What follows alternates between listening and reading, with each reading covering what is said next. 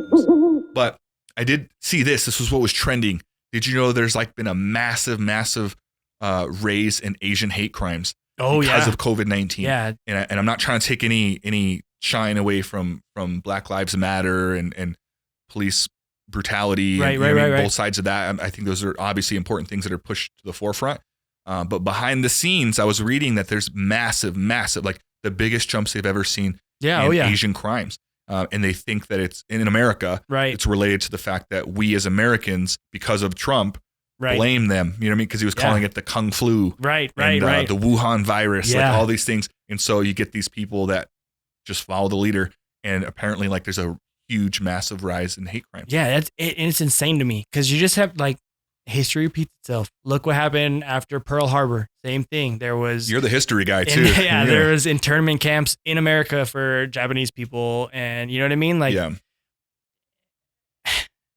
Donald Trump's a hard one for me because I dislike him very strongly. I do too, but I'm also not political. And so when people tell me the good things he did, I'll listen. Right. No, because sure. I want to know sure. because I don't know. Right. If I say I don't like someone, I'd like to know why. Like, I'd like to know some facts. So I don't know enough. And maybe like the last 2 months is probably the most politics I've ever heard about.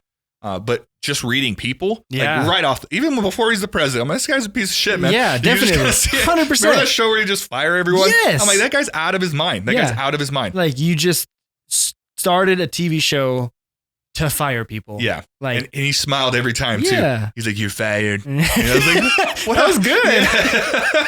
I was like, why are you so happy, man? That guy, you know what? He gave up his job to be on your show. Yeah, and then you fired him. It's the second job he's lost since the show started. Yeah.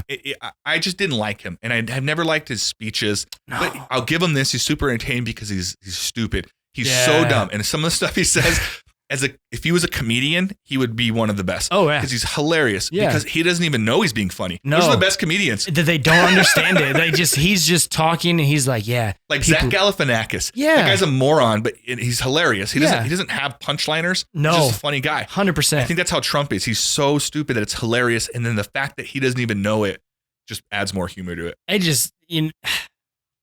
That whole 4 years was so surreal to me because I remember vividly, like when he announced his candidacy, I was just like, that's not going to happen. It's like when Arnold, and then he won too, though, when he was the governor. That's weird too. We should have known. Yeah. Like, oh, this might happen. Yeah. But I mean, that was a tough political cycle for me because I didn't like Hillary either.